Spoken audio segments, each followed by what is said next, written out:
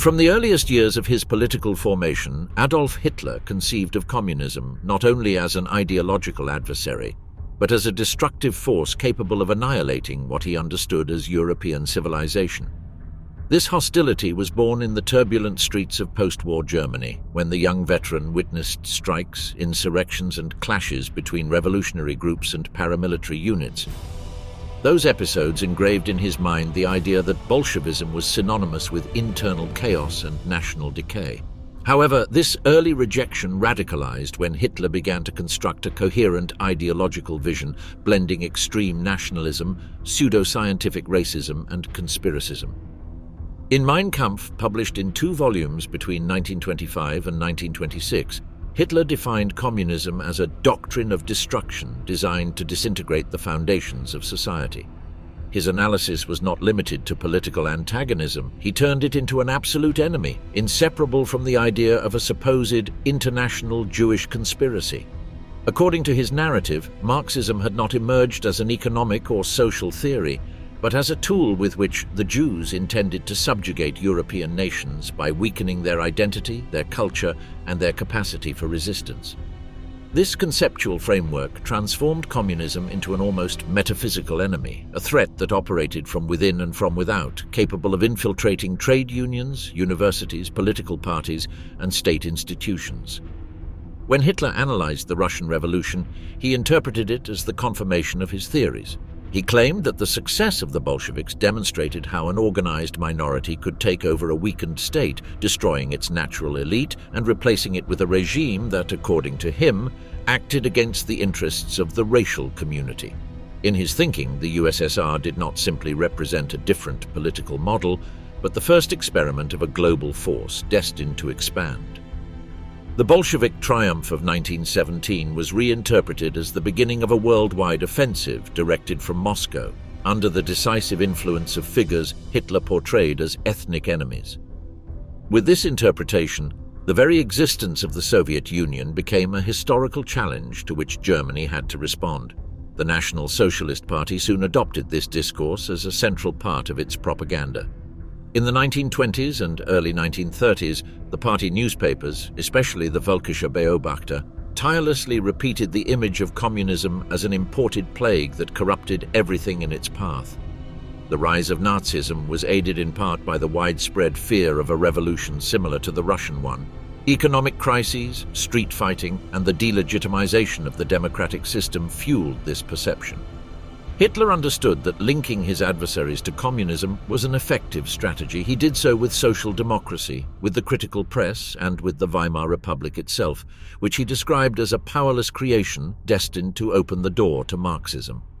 Once in power in 1933, the persecution of communists was immediate. The Reichstag fire became the pretext for unleashing a campaign of mass arrests against KPD leaders, trade union militants, and anti-fascist activists. The first detention facilities, such as Dachau, filled up with political opponents whose primary identity was their communist or socialist affiliation. For Hitler, this initial purge was necessary to ensure the stability of the new regime, but also to prepare the country for a much larger future confrontation. Internal communism had to be destroyed before launching any external expansion. Hitler's anti-communist discourse also extended to international politics. From his perspective, every diplomatic move by the USSR was part of a global strategy aimed at weakening Europe. Even when Germany signed commercial agreements or tactical pacts with Moscow, Hitler interpreted them as temporary measures. For him, no agreement with the USSR could be permanent because the ideological foundations of both systems were incompatible. He stated this frequently in his speeches: "Bolshevism is Germany's mortal enemy." The apparent diplomatic calm did not alter his conviction that conflict would be inevitable. His contempt for communism intensified as Germany expanded its borders and prepared for total war. In annexing Austria in 1938, occupying the Sudetenland and later destroying Czechoslovakia, Hitler justified these moves by presenting them as preventive actions against Soviet influence. In his view, any region permeable to communism constituted a threat to Germany. Racial ambition and the myth of living space, Lebensraum.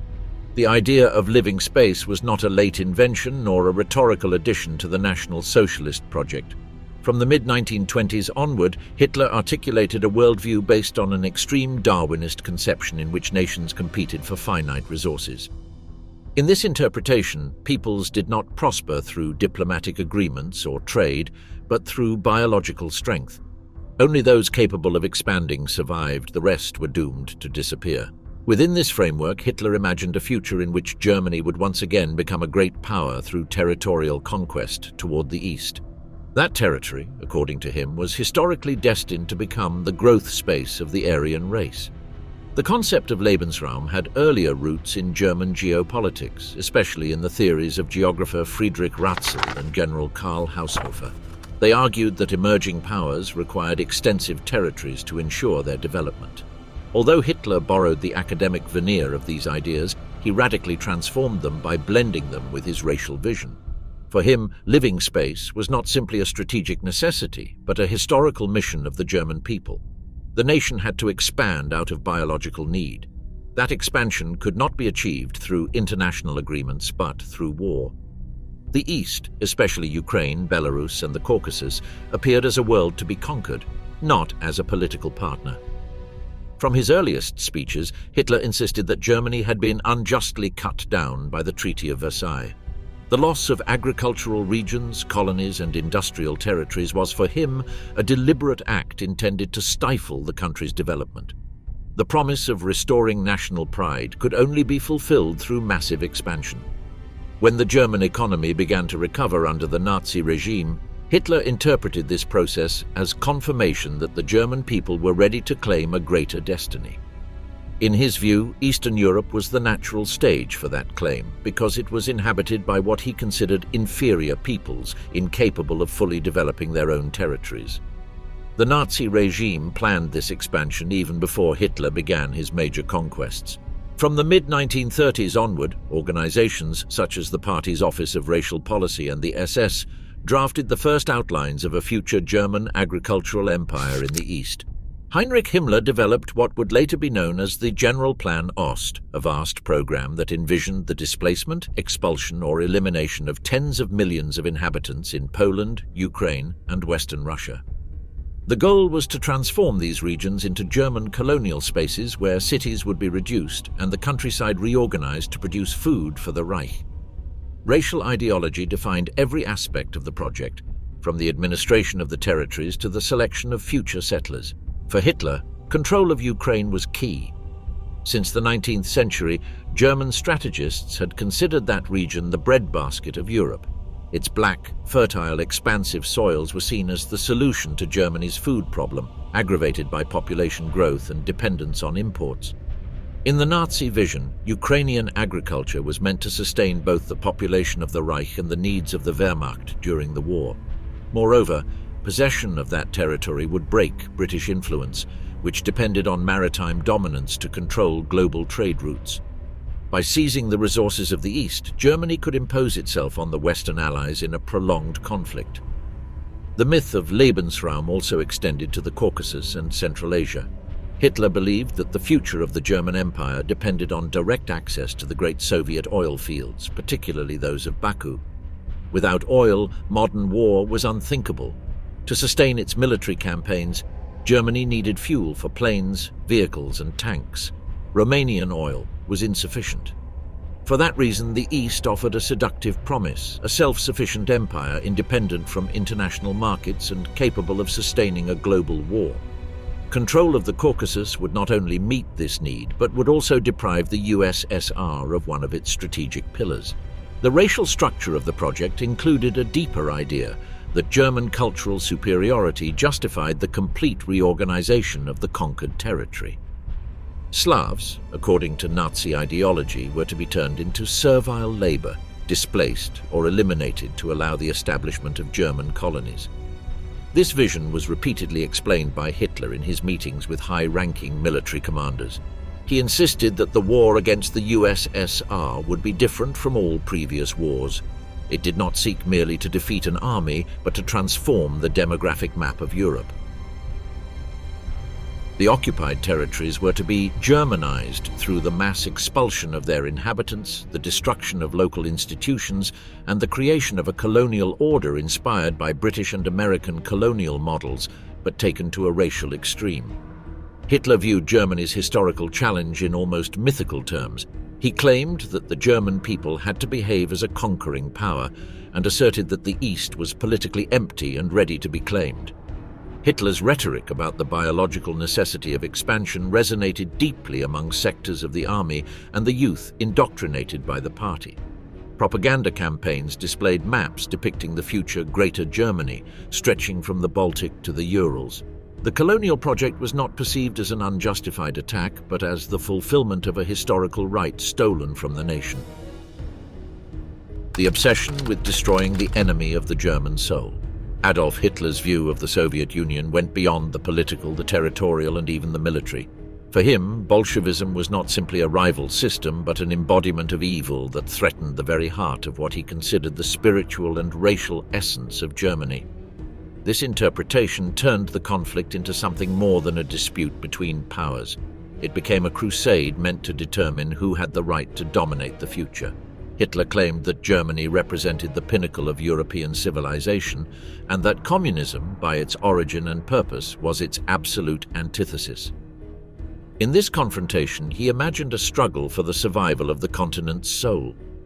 Since the mid-1920s, Hitler repeated in his speeches that the Aryan race was the creative engine of humanity, and that its historical mission was to protect Europe from forces that, according to him, sought to destroy it from within.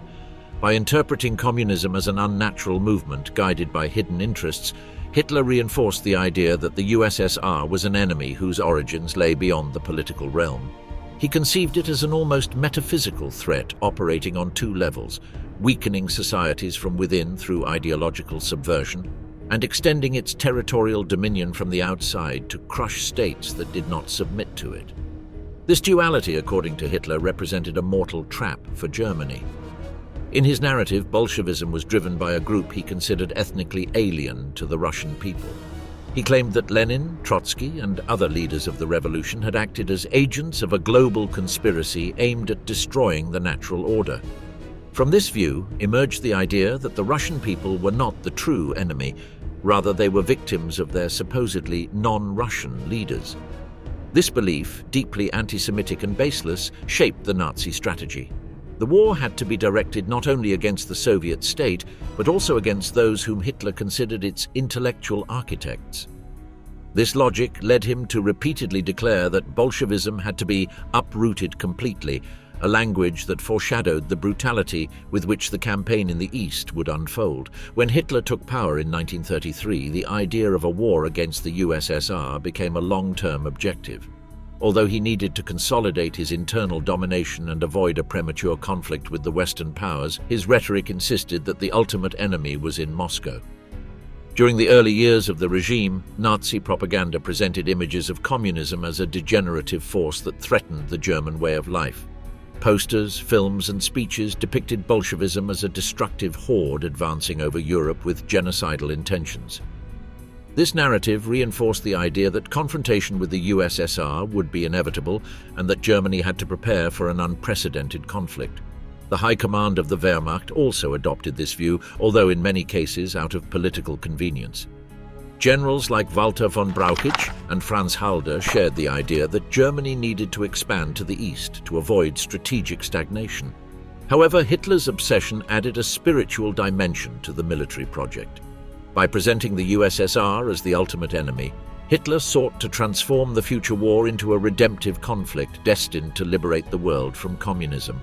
Many army officers, influenced by years of indoctrination and propaganda, accepted that goal as a historical mission. The traditional rivalry between Germany and Russia was reinterpreted as an inevitable destiny that had to be resolved through arms. The war against Bolshevism was not conceived exclusively in military terms. Hitler believed that the destruction of communism required a total transformation of the occupied territory. It was not enough to defeat the Red Army, it was necessary to eliminate the social and political foundations that supported it. This involved dismantling institutions, executing leaders, deporting populations, and reconfiguring the ethnic landscape of the East. The instructions Hitler gave his generals before Barbarossa reflected this conception. In March 1941, he stated in a private meeting that the war would be different from all previous ones, because in it would be decided the existence or the annihilation of the German people. His description of the conflict as an existential clash linked the survival of the Reich to the complete destruction of the Soviet state. The presence of the Molotov-Ribbentrop Pact did not alter this vision. Although Nazi Germany and the Soviet Union cooperated temporarily, exchanged raw materials and divided Poland, Hitler never perceived that agreement as a sign that his enemy had changed. In his conversations with Joachim von Ribbentrop and other diplomats, he repeatedly said that the pact was a tactical instrument designed to gain time. The false sense of invincibility after dominating Europe, the rapid German expansion between 1939 and 1940 completely transformed Adolf Hitler's perception of his own capabilities and of the power of the Wehrmacht. The campaign in Poland, resolved in a matter of weeks, was presented as confirmation of the superiority of German tactics based on coordination between aviation, armored units, and motorized forces. Although the invasion of the neighboring country had encountered resistance in certain areas, the Polish defeat seemed to demonstrate that Germany could carry out a precise blitzkrieg capable of disarming its enemies before they could react. That initial victory, however, would be the first step on a ladder that would lead Hitler to an excessive level of confidence. The invasion of Norway and Denmark, launched in April 1940, reinforced that impression. Although the Norwegian campaign presented logistical difficulties and significant naval losses, Hitler focused solely on the final result, a triumph that secured German control over strategic routes for Swedish iron. For him, each victory was not an analysis of risks and limitations, but a reaffirmation of his personal decisions. He began to trust his intuition more than the calculations of his generals. Propaganda reinforced this image by portraying him as a visionary leader whose military genius was overcoming mistakes made by traditionalist officers. But the peak of that sense of invincibility emerged with the campaign in France in the spring of 1940. The fall of a country that during the First World War had resisted for 4 years was interpreted by Hitler as the definitive proof that his strategy was flawless. The Wehrmacht crossed the Ardennes, a region considered almost impenetrable by the French General Staff, and encircled the Allied forces with a speed that completely surprised Paris and London. The French collapse in barely 6 weeks was a shock to the world and a personal triumph for Hitler. Convinced that he had proven himself to be a strategist superior to all European leaders, he interpreted the success as a sign of destiny. That climate of euphoria reached its peak with the British expulsion from Dunkirk and the occupation of Paris. Despite the fact that Great Britain remained in the war, Hitler believed that the island would soon surrender. The Luftwaffe attacked London, but its failure to break the United Kingdom was not interpreted by Hitler as a warning about the limits of his power. Instead, he blamed his air commanders and circumstantial factors without questioning his broader strategic decision. His vision became more rigid. While his generals carefully analyzed logistical and tactical problems, he clung to the idea that his personal leadership was the key to overcoming any obstacle. The conquest of the Netherlands, Belgium, and Luxembourg reinforced that sense of supremacy even further. These campaigns, carried out with precision and speed, demonstrated the German ability to coordinate attacks on multiple fronts. However, they also concealed important flaws that Hitler deliberately ignored. The speed of the operations had caused considerable wear on vehicles and armored divisions. Supply units were working at their limit, and the German command depended on vulnerable communications. But Hitler paid no attention to those signs. He focused solely on the final outcome, not on the cost of achieving it. This perception of invincibility extended to the international stage. After the French defeat, Hitler believed that no continental power could challenge him. He saw Germany as the axis of a new European order in which defeated or subjugated countries would obey his directives. The Axis states seemed to be consolidating. Italy formally joined the war, Hungary, Slovakia, and Romania drew closer to the Reich, and the Soviet Union, through the pact signed in 1939, continued to send vital raw materials. In this context, Hitler began to think that the final victory was inevitable. That confidence led him to dismiss warnings coming from within his own circle. The result of that strategic arrogance was clearly reflected in the planning of the invasion of the Soviet Union. Hitler did not take into account a thorough analysis of the geographical dimensions of Soviet territory or the enemy's industrial capacity. He ignored reports that mentioned the harshness of the climate, the historical resilience of the Russian people in the face of foreign invasions, and the determination of the Soviet state to reorganize itself in the event of a crisis. Instead of seeing these factors as threats, he considered them insignificant compared to the supposedly superior German strength. The victory in France became a filter that completely distorted his perception of the world. Even within the German high command, some officers tried to warn him about the dangers of engaging simultaneously with Great Britain, and the USSR generals such as Alfred Jodl and Erich von Manstein expressed doubts about the possibility of sustaining such an extensive campaign. Others reminded him that the German army was not fully motorized and depended largely on horses to transport supplies, something incompatible with a blitzkrieg in the east. However, Hitler dismissed these warnings. His confidence in himself had reached a point where any advice that did not align with his convictions was considered a sign of lack of faith or strategic vision. By late 1940, when Hitler signed Directive No. 21, the document that authorized the invasion of the Soviet Union under the name Operation Barbarossa, he was completely convinced that Germany had reached a level of unmatched military supremacy. The successes in Western Europe had given him an inflated confidence that clouded any rational analysis. The coming war was not conceived as a complex challenge, but as the natural culmination of a sequence of inevitable victories. Hitler believed that the East would be conquered just as quickly as the West. The miscalculation about Soviet weakness. Hitler's decision to attack the Soviet Union in 1941 rested on a set of deeply mistaken perceptions about the real state of the Red Army, its industrial capacity, and the political cohesion of Stalin's regime. Nazi propaganda had long constructed an image of Soviet power as a structure corroded by incompetence, corruption, and disorganization.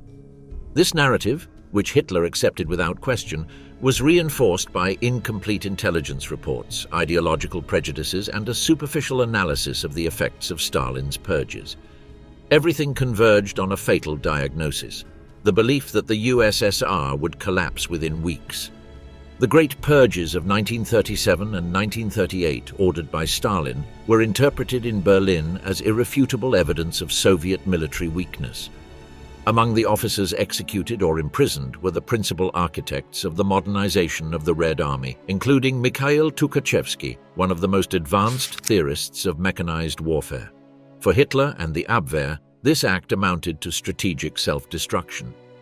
German intelligence services concluded that the Red Army had been decapitated and was now led by mediocre commanders, fearful and lacking initiative. The purges also influenced perceptions of internal Soviet discipline. It was assumed that fear of the regime was so deep that the troops would have no will to fight. However, this interpretation omitted essential elements.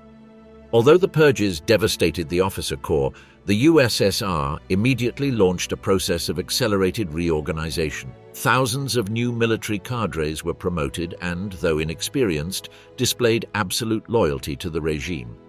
Moreover, Soviet experience in conflicts such as the Spanish Civil War and the Winter War against Finland provided intense learning, which was incorrectly interpreted by German intelligence.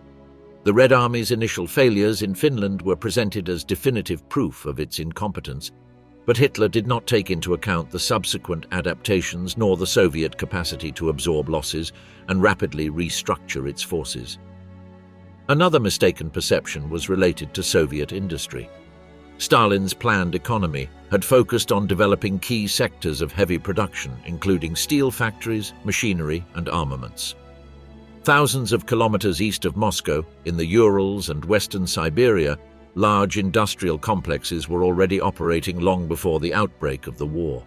German intelligence severely underestimated these capabilities, convinced that the USSR was a backward country incapable of sustaining a prolonged conflict. Hitler shared that prejudice and believed that by capturing the Western industrial centers, the Soviet state would be left unable to produce weapons. What he ignored was the extraordinary Soviet capacity to relocate entire factories to the interior. a maneuver that, once the invasion began, would allow them to maintain the flow of armaments even under extreme pressure. In Berlin, it was also assumed that the non-Russian nationalities of the Soviet Empire would rise up en masse as soon as the German invasion began. Hitler imagined that Ukrainians, Balts, Caucasians, and the peoples of Central Asia hated Stalin's regime so deeply that they would welcome the German army as liberators. This belief ignored the complex relationship between these minorities and the Soviet central power. Although discontent existed in several regions, the brutality of the Nazi occupation quickly dispelled any initial sympathy. Policies of food confiscation, deportations, and mass executions demonstrated that the Reich had no intention of respecting local autonomy. Within a few weeks, that expectation of collaboration vanished. Another decisive miscalculation was the German interpretation of the conflict between the USSR and Japan. Hitler believed that Japan's defeat at Khalkhin Gol in 1939 had left the Soviet Union weakened in the Far East, forcing it to keep large contingents in Siberia to prevent a new Japanese offensive. However, Stalin secured Japanese neutrality through skillful negotiations, which allowed him to transfer experienced Siberian divisions to the Western Front when the Wehrmacht advanced toward Moscow. German intelligence failed to detect this strategic redeployment, convinced that Japan would open a new front that would divide Soviet forces. This flawed assumption allowed Stalin to employ key troops at a critical moment. The Abwehr and the Sicherheitsdienst also failed to properly understand the Soviet political system.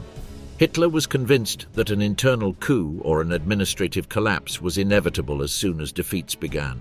But the structure of Stalin's regime, built on an omnipresent apparatus of control and a brutal repressive system, guaranteed internal cohesion even under the worst circumstances.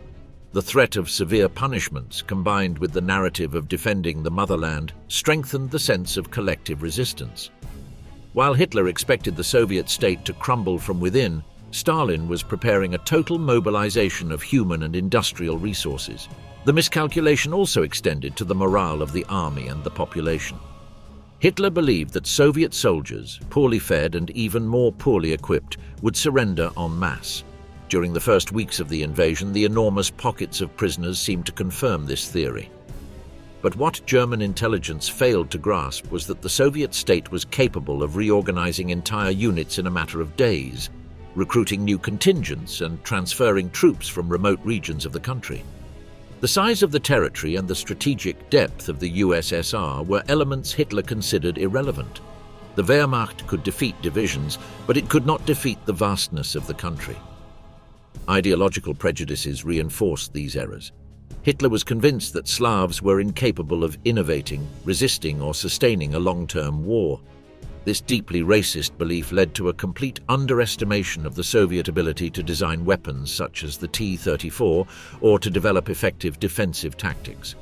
When the first T-34s appeared on the front, many German commanders were stunned by their firepower, sloped armor, and maneuverability, concepts that had been ignored in Berlin because they did not fit the narrative of Soviet technical inferiority. Finally, Hitler assumed that the USSR lacked capable leaders, but Stalin, despite his catastrophic decisions in the early months, showed a remarkable ability to reorganize military leadership, appoint effective commanders, and delegate authority at critical moments. The rise of figures like Georgy Zhukov to operational leadership transformed the course of the conflict. These realities contradicted the image of a dying regime that Hitler expected to encounter. The need for resources, oil, grain, and steel from the East. For Hitler, the war against the Soviet Union was not driven solely by ideological motivations. Behind the racial rhetoric and hatred toward Bolshevism lay a material concern that had become increasingly urgent: access to the natural resources necessary to sustain Germany's war machine. Despite its appearance of industrial strength, the economy of the Third Reich depended on critical imports that were constantly threatened by the British blockade. Since the mid-1930s, the regime's strategists had identified three essential elements for the survival of the Reich: oil, grain, and steel. All of them, in colossal quantities, were found in the vast expanses of the Soviet Union. This reality turned the East into a strategic objective whose control became indispensable. Germany's energy vulnerability was one of its most serious problems. Unlike other powers, the Reich lacked large domestic oil reserves and relied almost entirely on the Romanian fields at Ploiesti, whose output was clearly insufficient to sustain a prolonged war. Although the German chemical industry had developed synthetic fuels from coal, production could not meet the growing demand of the Luftwaffe, the tanks and motorized vehicles. Each new campaign increased consumption, and national reserves were under constant pressure. For Hitler, dependence on foreign oil was a strategic threat that compromised any large-scale war plan. In this context, the Soviet oil fields of the Caucasus emerged as an irresistible solution. Baku, Maikop and Grozny concentrated a level of oil production that could completely transform the military capabilities of the Reich. Since the 1930s, detailed reports from economists and geographers had emphasized that without direct access to these resources, Germany would never be able to match the power of the United States or the British Empire. Even before Barbarossa, the German High Command discussed scenarios in which possession of the Caucasus would become the center of a new continental economic order. Hitler saw in it the key to securing German self-sufficiency for decades. Ukrainian grain was the second fundamental component of the Eastern Project. The region, known for its vast black soils, had for centuries been one of the most fertile agricultural areas in the world. Stalin had turned it into an essential part of the Soviet supply system.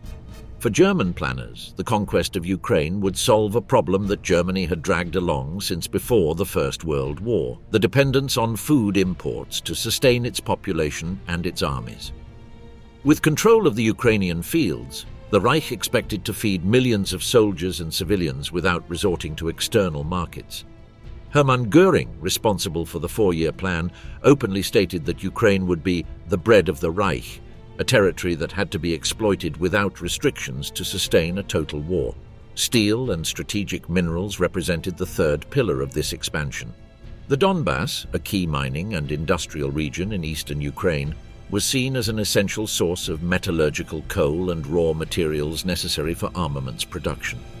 The leaders of the Reich were convinced that the occupation of this region would significantly reduce Germany's vulnerability to the British naval blockade. Economic studies developed by the Ministry of Armaments and by the General Staff indicated that control of the Donbass could increase the Reich's industrial production to levels comparable to those of the Western powers. To these factors was added an even more strategic element: the constant fear that the USSR, as a temporary commercial ally, might cut off the supply of raw materials. Between 1939 and 1941, German-Soviet trade provided Germany with oil, grain, manganese, chromium and cotton, all of them essential for the war industry.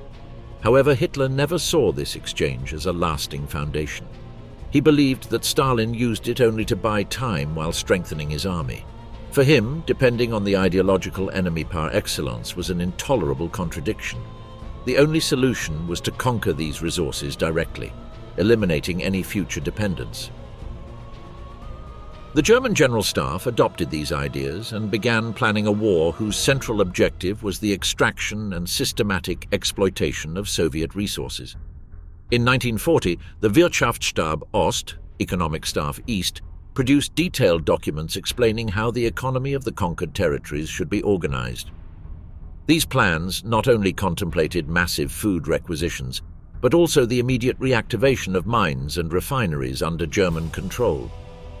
Thousands of experts in agriculture, mining and transportation were selected to accompany the invading troops and ensure the maximum use of resources from the very first days of occupation.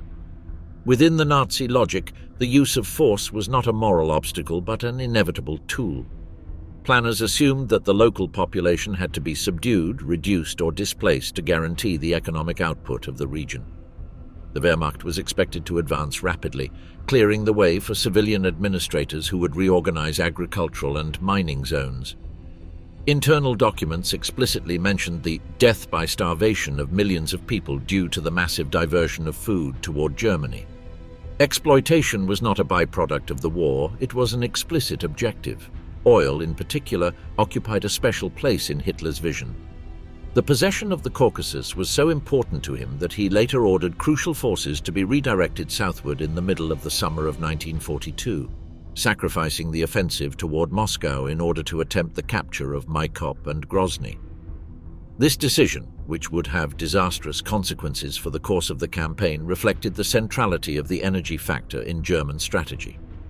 Even before Barbarossa, Hitler repeatedly told his generals that without the oil of the East, Germany would be unable to compete with the maritime powers or sustain a prolonged war.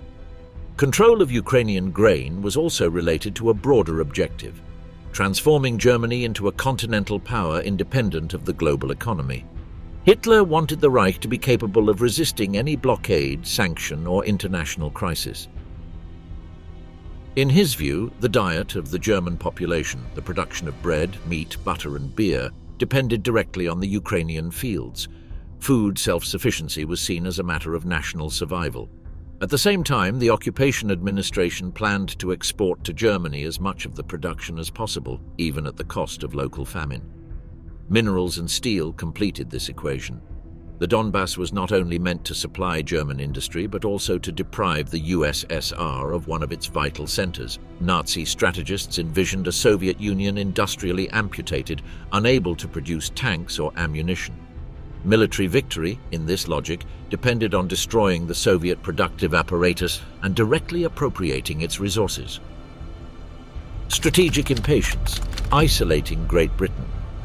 After the defeat of France in June 1940, Hitler found himself in a situation that, from his perspective, opened a historic opportunity. The European continent was under German domination or under the direct influence of the Reich. However, the United Kingdom, far from surrendering after the fall of its most powerful ally, decided to resist. The British refusal to accept a negotiated peace completely transformed the German strategic calculus. Hitler was convinced that Great Britain maintained its position only because it expected another continental power to balance the rise of the Reich.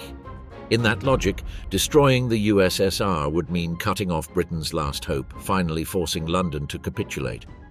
During the autumn of 1940, while the Luftwaffe launched massive attacks on London, Coventry, Liverpool, and other British cities, Hitler watched with frustration as his expectations faded. The Battle of Britain demonstrated that German air superiority was not absolute, and that the United Kingdom was willing to fight even under intense bombardment. The failure to break London's resistance did not destroy his confidence in ultimate victory, but it did heighten his impatience. Hitler began to search for an indirect way to force the United Kingdom to abandon the war, and in that process the idea of attacking the Soviet Union emerged with greater strength. In multiple meetings with his generals, Hitler expressed the belief that the only reason Britain persisted in the fight was the hope that the USSR would intervene at some point against Germany. This interpretation completely oversimplified the British position, but Hitler adopted it as unquestionable truth. In his view, if Germany succeeded in destroying Stalin's regime, the United Kingdom would be completely isolated without allies capable of balancing the power of the Reich in Europe. Under that logic, the attack on the USSR was not only an ideological and territorial operation, but a maneuver to break British resolve. Hitler also interpreted British behavior as a sign of strategic weakness. He believed that London was making a desperate bet, confident that the United States would increase its support. President Roosevelt had already begun to strengthen the American military industry and to send economic and material aid through the Arsenal of Democracy program. Hitler understood that time was working against the Reich. If he waited too long, American industrial capacity could turn the United Kingdom into an impregnable fortress. The invasion of the USSR, therefore, was also an attempt to prevent the consolidation of that Anglo-Saxon axis that threatened to surpass Germany in resources and production. Beginning in the winter of 1940, Hitler started pressuring his high command to accelerate the preparations for Barbarossa. He was obsessed with the idea that victory had to come before the United States formally entered the war. Time, in his strategic calculus, had become as critical a resource as oil or steel. Each passing month was interpreted as an advantage for the Reich's maritime enemies. Impatience became a decisive force. Hitler wanted a decisive blow that would reshape the world before the balance of power shifted against him. At the same time, the Führer viewed Great Britain from a particular perspective. Unlike the USSR, Hitler did not consider the United Kingdom an absolute ideological enemy. He recognized its imperial heritage, its military history, and its status as a global power. On several occasions, he expressed the idea that England was a Germanic sister nation that could one day reach an agreement with Germany. According to him, the problem was not the British people, but the Churchill government, which he described as an instrument of capitalism and, in his rhetoric, of Jewish interests. In this distorted vision, destroying the USSR would eliminate the supposed obstacle preventing that natural reconciliation between European powers. German high command analyses regarding the United Kingdom were more cautious. Some officers, such as Admiral Erich Raeder, insisted that the Kriegsmarine lacked the capacity to completely cut off British supply lines. Others pointed out that the United Kingdom's resistance did not depend solely on the USSR, but also on its global empire and its alliance with the United States. However, Hitler dismissed these warnings. He was convinced that the United Kingdom fought only because it expected a favorable shift in the continental balance. For him, the destruction of Soviet power would be such a severe psychological and geopolitical blow that London would have no choice but to negotiate.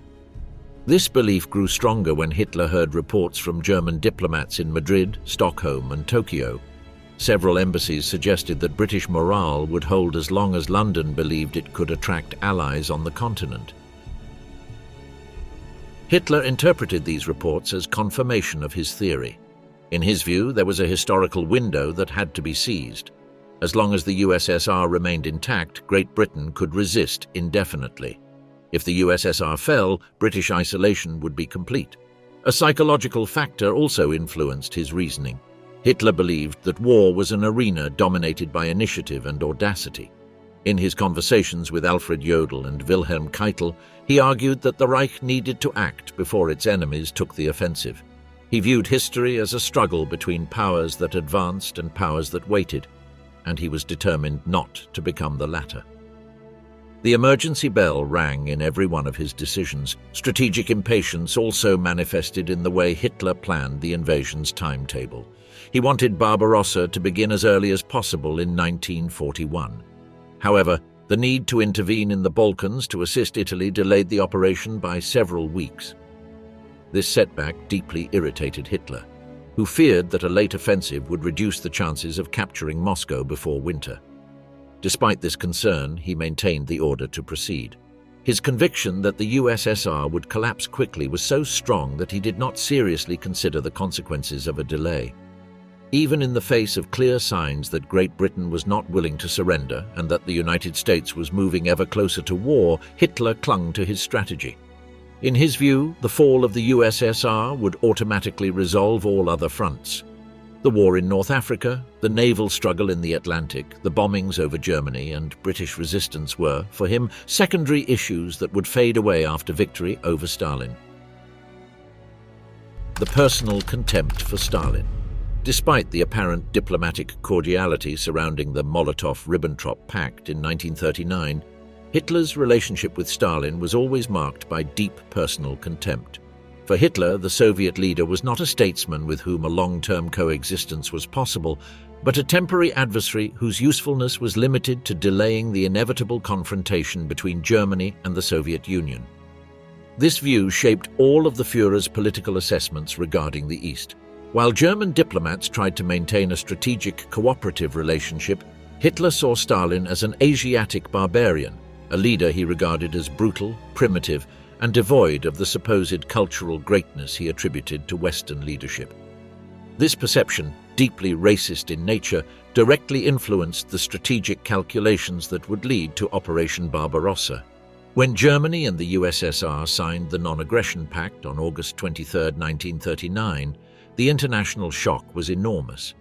Two regimes ideologically opposed to each other had sealed an agreement that redefined the European map.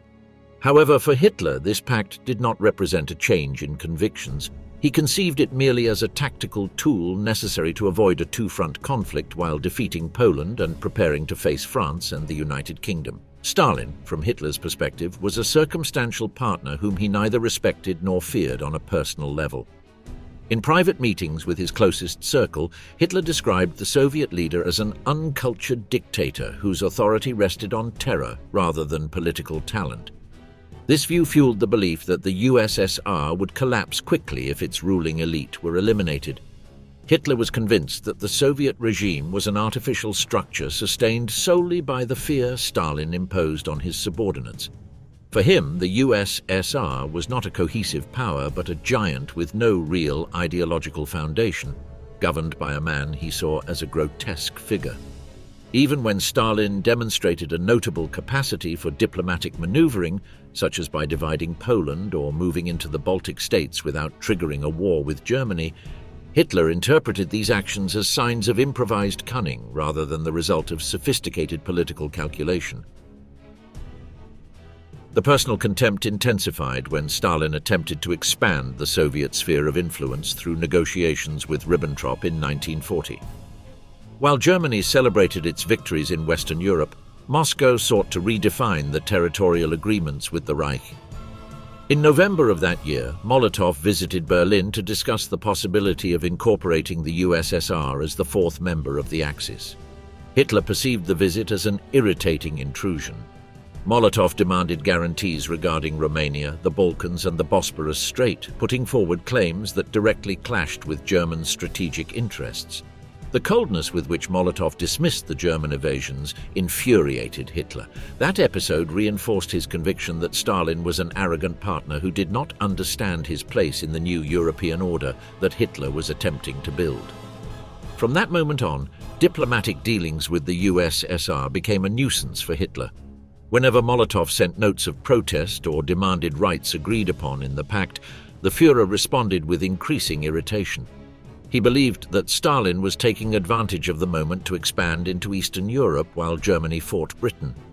That behavior, in his view, only confirmed what he had always believed, that the USSR was not a reliable ally and that Stalin acted like an opportunistic predator who needed to be stopped before he grew too powerful.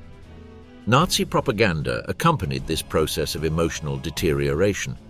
Although Germany officially maintained a cooperative relationship with the USSR, the media controlled by Goebbels never stopped portraying Stalin as a bloodthirsty tyrant. German publications depicted the Soviet leader as an Oriental despot surrounded by repressive apparatuses. This representation reinforced in public opinion the idea that Stalin was intrinsically incompatible with any European project dominated by Germany. Hitler, who consumed propaganda reports daily, saw in those representations a confirmation of his own personal hatred. The contempt deepened even further when Hitler evaluated the Soviet performance in the Winter War against Finland.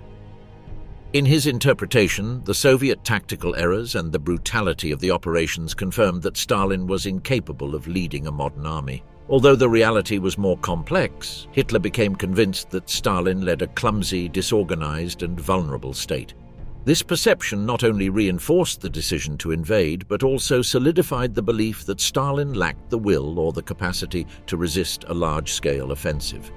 One element that intensified this contempt was Hitler's own personality. The Führer deeply admired leaders he perceived as strong, charismatic, or aligned with his own vision of power. He held particular respect for Mussolini, for certain generals of the German High Command, and, surprisingly, for British figures such as Churchill or even for the British Empire as a whole. In contrast, he saw Stalin as a leader of humble origins, without Western intellectual training and without the aesthetic or cultural grandeur that Hitler considered indispensable in a head of state. The advice of his generals and the era of consensus. As Hitler moved forward with the decision to attack the Soviet Union, the military environment surrounding him began to transform into a space where disagreement was increasingly difficult. The Führer's authority had become absolute after the victories in Poland, Scandinavia, and especially France. That overwhelming military success generated an atmosphere of reverence in which many high-ranking officers of the Wehrmacht adopted a more complacent stance. Even those who had strategic reservations or doubts chose to remain silent or soften their objections, convinced that opposing Hitler directly would be useless or dangerous.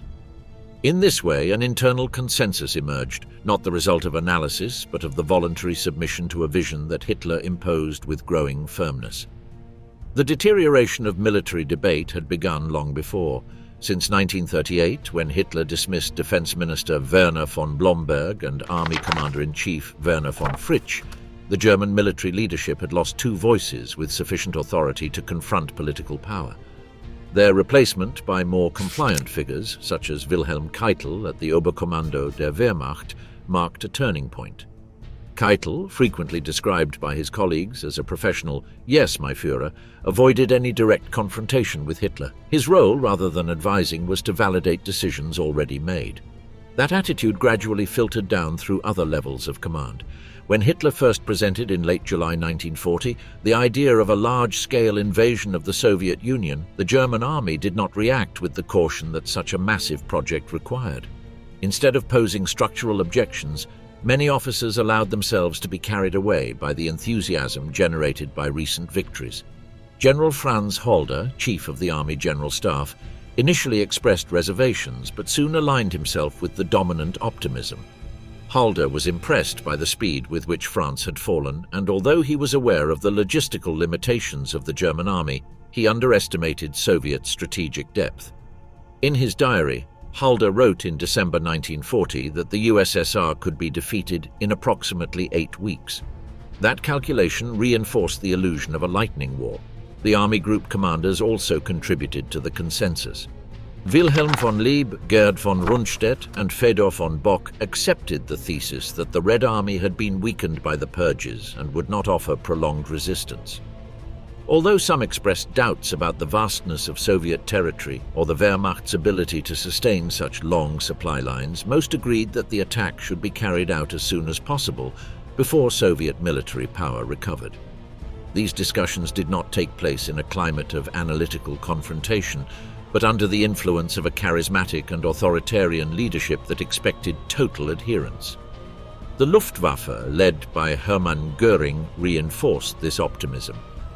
Göring assured that the German Air Force would destroy the main Soviet air forces within days, just as it had dominated the skies over Poland and France. He ignored, like many others, the true magnitude of the Soviet Air Force and the industrial capacity at its disposal. His promises contributed to strengthening the illusion that the USSR was a colossus with feet of clay.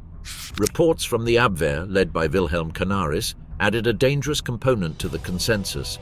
German intelligence, weakened by racial and ideological prejudices, transmitted incomplete or erroneous information about the structure of the Soviet military, the quality of its weaponry, and the strength of its defenses.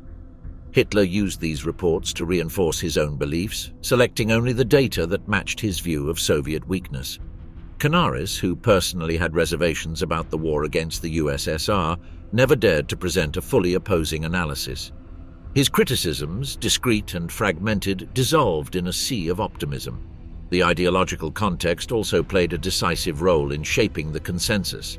Nazi doctrine insisted on the racial inferiority of the Slavs and portrayed the USSR as an artificial state sustained only by a corrupt Jewish elite. Many officers, even those who did not fully share the regime's ideology, had been exposed to this propaganda for years. That subconscious influence shaped their strategic perceptions, leading them to underestimate an enemy that in reality possessed immense human, territorial, and industrial resources. Despite the experience of the Winter War, few officers dared to state clearly that the Red Army could learn, adapt, and respond with far greater strength than expected.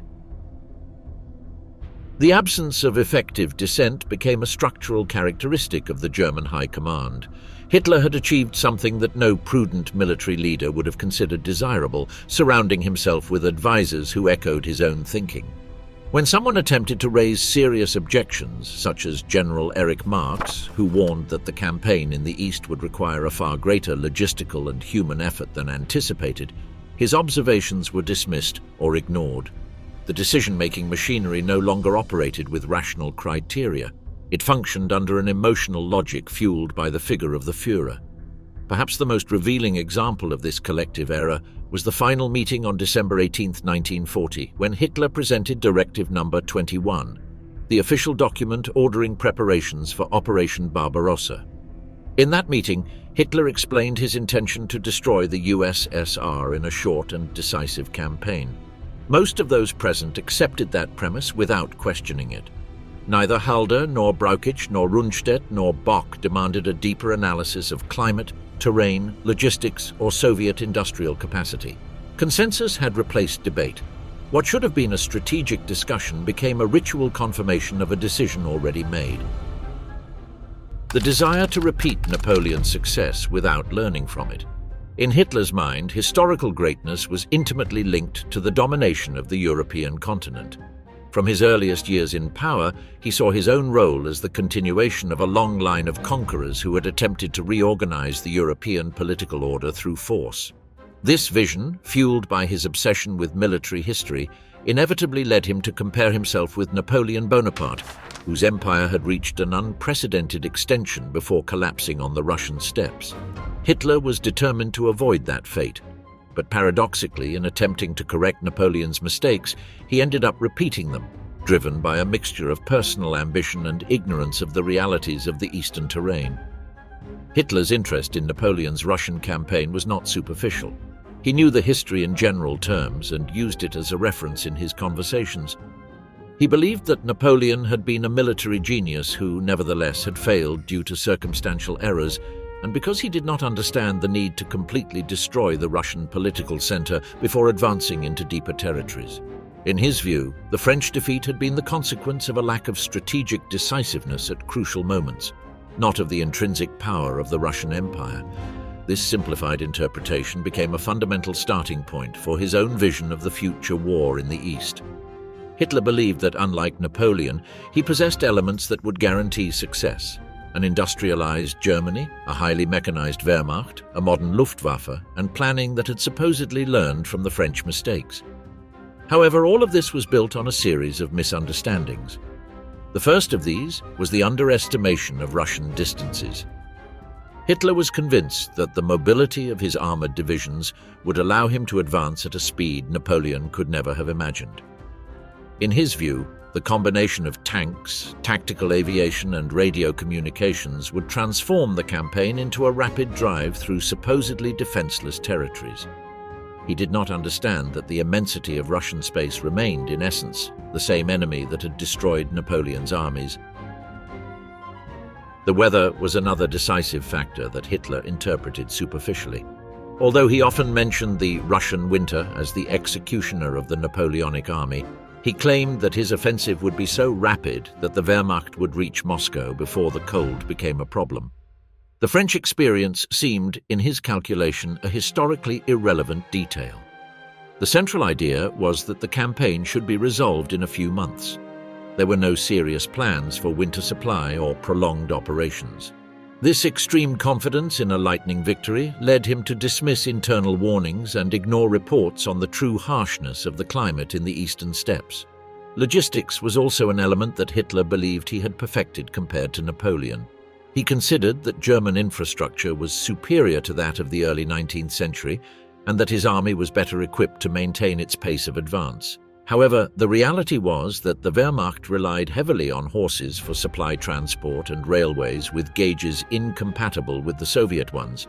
These structural difficulties, which had posed an obstacle for Napoleon, remained almost identical in 1941. The idea that history would not repeat itself ignored the fact that the logistical limitations of an invader in Russia had not transformed as radically as Hitler imagined. Another misinterpretation was the belief that the conquest of Moscow would be decisive. Hitler saw the Soviet capital as the equivalent of Paris in Napoleon's campaigns, a political center whose fall would cause the collapse of the enemy. He firmly believed that if he captured Moscow before winter, Stalin's regime would crumble and the resistance would disappear. This idea led him to obsessively focus on the central direction of the advance, neglecting flanks and territories whose strategic importance was actually equal to or greater. For Hitler, Moscow was a symbol. Its capture would represent a personal triumph comparable to what Napoleon never managed to consolidate. But like in 1812, the Russian capital did not function as a single breaking point for the military and administrative structure of the state. As for the Russian strategic retreat, Hitler also believed he had learned from Napoleon. He knew that the Russians had applied scorched earth tactics and voluntarily retreated to stretch the French supply lines. However, he ignored the fact that the Red Army could repeat this strategy.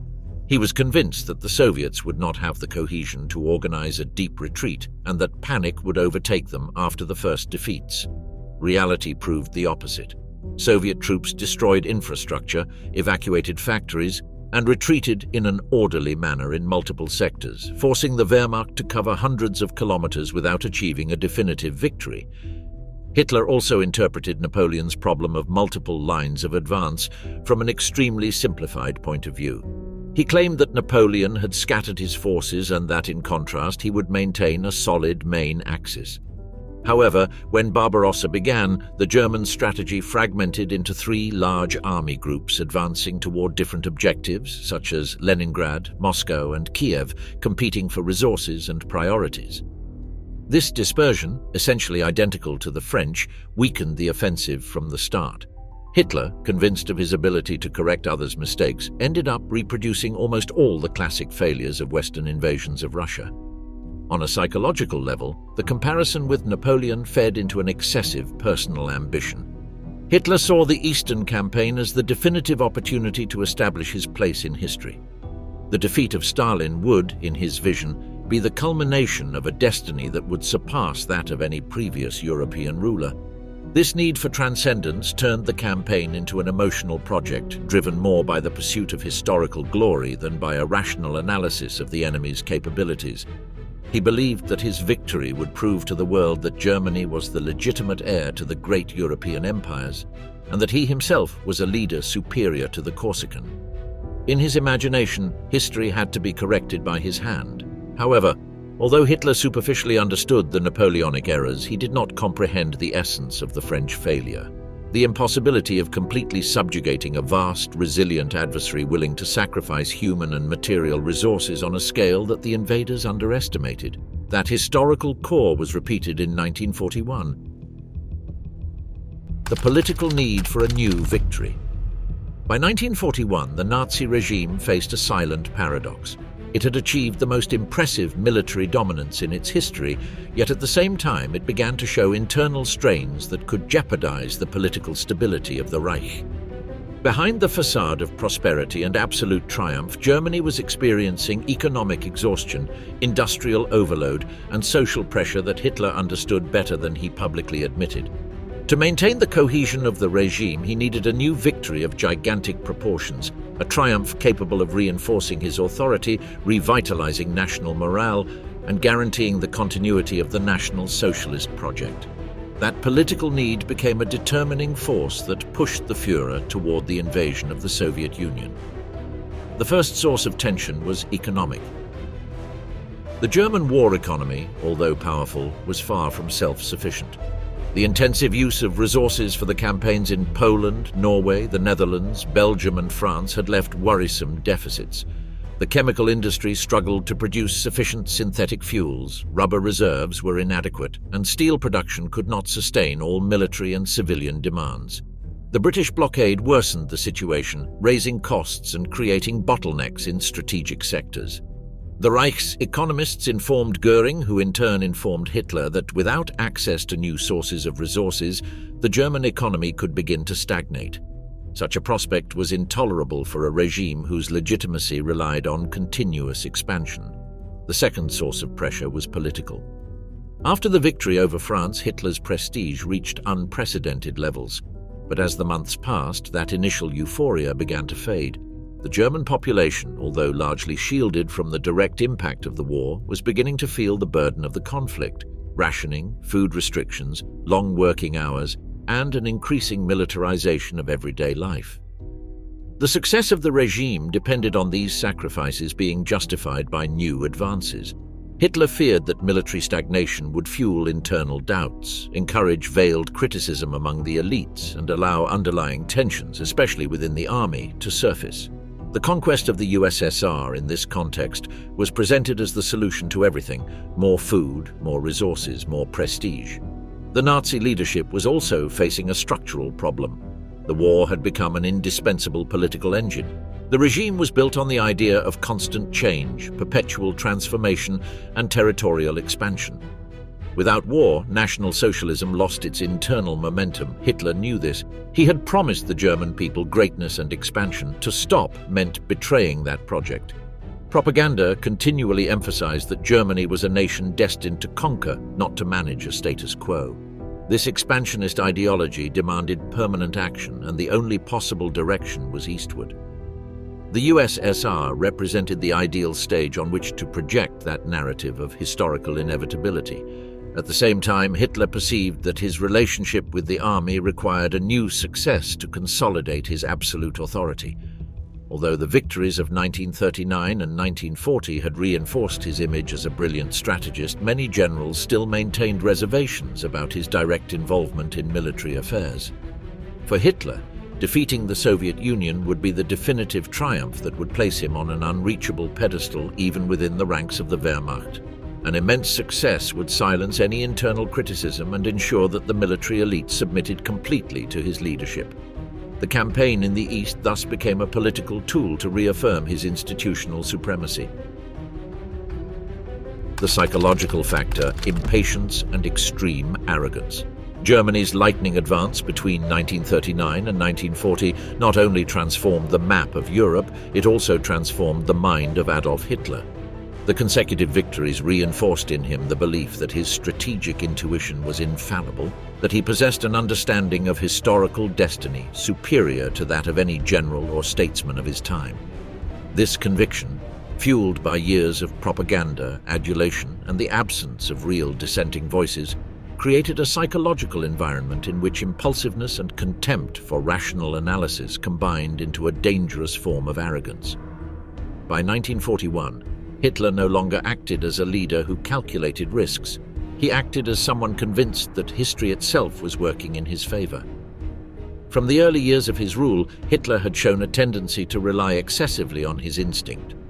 After the success in the Rhineland in 1936, where he defied the advice of several generals, he began to convince himself that bold decisions would always be rewarded. The annexation of Austria in 1938, carried out without military opposition, strengthened that perception. The dismantling of Czechoslovakia, achieved through diplomatic pressure, seemed to confirm in his mind the idea that the Western powers lacked the will to confront him. This chain of decisions reinforced his conviction that he possessed a political military instinct superior to any technical calculation. The victory over France was the definitive psychological turning point. Hitler interpreted that triumph not only as a military achievement, but as the final proof that Providence was on his side. France, the victorious power of the First World War, had fallen in 6 weeks. In his mentality, this was not simply the result of German strategy, but the fulfillment of a historical destiny. From that moment on, he began to speak of himself as an instrument of history, someone called to reorganize Europe according to racial and geopolitical principles he considered unquestionable. This almost messianic vision pushed him toward an overflowing confidence, where warnings became obstacles and prudence a sign of weakness. That confidence quickly turned into impatience. Hitler did not tolerate the idea of being on the defensive or of becoming trapped in a prolonged war that would wear down German morale. He believed the only way to maintain the initiative was through swift and decisive blows. Any delay, any strategic pause irritated him deeply. In his daily meetings with Keitel and Jodl, he insisted that Germany had to act before its enemies had time to reorganize. He believed that history favored those who struck first and with audacity. The conviction that he was living an unrepeatable historical moment fueled his contempt for the warnings coming from the general staff. Generals who had carefully analyzed large-scale campaigns, extreme climates, or logistical challenges were dismissed impatiently. Hitler reminded them again and again that they themselves had been wrong when they warned against the invasion of France or the intervention in Norway. For him, the reality was simple. He had been right, and they had doubted. That logic eliminated any possibility of sincere debate within the Wehrmacht. His military circle learned that contradicting him, besides being useless, could be interpreted as a lack of loyalty. The Führer also began to interpret any objection as a personal attack. In his mind, truly great leaders had to ignore caution and act guided by a higher impulse. This thinking led him to underestimate information that did not match his beliefs. Reports on the size of the Red Army, data on the eastern climate, warnings about Soviet roads, calculations regarding vehicle wear, indications that the USSR was mobilizing millions of men. Hitler viewed these warnings as exaggerations or attempts to undermine his determination. Arrogance also led him to a profound contempt for his enemies. Hitler was convinced that Stalin lacked the military ability needed to lead an effective defense. He imagined that the Soviet leader would collapse under pressure, unable to maintain internal cohesion within the regime. In his view, the USSR was an artificial state run by an elite he considered ethnically inferior and politically incompetent. This perspective, based on racial prejudice, eliminated any possibility of correctly assessing the Soviet capacity to resist. Hitler never considered the possibility that the USSR could reorganize, evacuate industries, mobilize millions of soldiers, or form new units within a matter of weeks. His arrogance was also evident in the way he conceived modern warfare. Hitler claimed that willpower was the decisive factor in any conflict. He was convinced that German morale and drive would overcome any material disadvantage. This belief, which had worked in short campaigns against surprised enemies, became dangerous when it came to facing an adversary with vast human reserves and an almost limitless territory. The notion that the Wehrmacht could impose its will on any circumstance led him to ignore entirely the true magnitude of the challenge posed by the USSR. An element that reinforced this self-confidence was the emotional isolation in which Hitler lived. Over the years, his inner circle shrank to figures who, out of interest or conviction, fed his ego. Goering, Keitel, Ribbentrop, and other members of the regime constantly reinforced the image of Hitler as an unparalleled military genius. The few critical voices, such as those of some veteran generals, were marginalized, retired, or pushed aside. The result was an environment where genuine feedback practically disappeared. Hitler lived surrounded by echoes of his own voice. Impatience, for its part, became a dominant trait of his personality. Every day that passed without a decisive operation was, for him, a day wasted. He feared that his enemies would grow stronger and that the historical window he believed he possessed would close. This psychological urgency led him to accelerate the preparations for Barbarossa, even when the situation in the Balkans forced a delay in the attack. He insisted on keeping the original timetable, June 1941, even though his generals warned that the time available for the offensive was becoming dangerously short. For Hitler, any delay was intolerable. He believed that victory was assured as long as he acted with determination. The inevitable consequence, the war that sealed his destruction. When Hitler signed Directive No. 21 on December 18, 1940, officially ordering the preparation of Operation Barbarossa, the course of the war changed irreversibly. That document, designed to destroy the Soviet Union in a rapid campaign, condensed all the illusions, prejudices, and mistakes that had fueled the decision.